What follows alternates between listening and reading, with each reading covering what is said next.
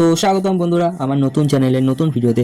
আজকে আমি কথা বলবো আইএসএলের ম্যাচ ডে 18-এ মোহনবাগান বনাম চেন্নাই ম্যাচের মোহনবাগানের লাইন আপ নিয়ে।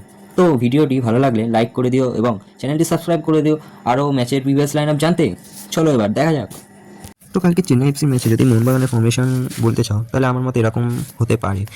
গোলকিপার বিশাল কেইত, দুটো স্টপার অ্যালবার্টো এবং Tom, left back Subhasish, right back Ashish Rai. এখন মাঝমাঠে আগের ম্যাচে আপুইয়ের সাথে টাংরির কম্বিনেশন জমেছিল, বেশ ভালোই ছিল। কিন্তু আমি এখানে একটু অ্যাটাকিং মোডে যেতে চাই, কারণ সাহালের মধ্যে সেই এবিলিটি আছে স্কোয়াডের সাথে মিলিতভাবে অ্যাটাকিং করা, এবং তার সাথে সাহালের এই কাজটাও হবে আপুইয়ের সাথে, আপুইয়াকে হেল্প করা এবং দরকার পড়লে নিচে এসে সাপোর্ট দেওয়া। এবং লেফট উইংয়ে লিস্টন এবং রাইট উইংয়ে মনিফিক, তার সাথে উপরে জেমি। এই ফর্মেশনই কালকের ম্যাচে হতে চলেছে।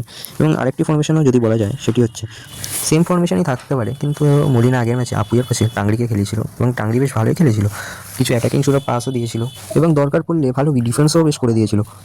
এছাড়াও মলিনা সাহালকে নিয়ে রিস্ক নিতে চায় না ফার্স্ট 11-এ, তাই আমার মতে এই ফর্মেশনেও আসতে পারে কালকের ম্যাচে। তো দেখা যাক গাইস, তোমরা তোমাদের প্রেডিকশন করে ফেলো কেমন কী ফর্মেশন আসতে চলে।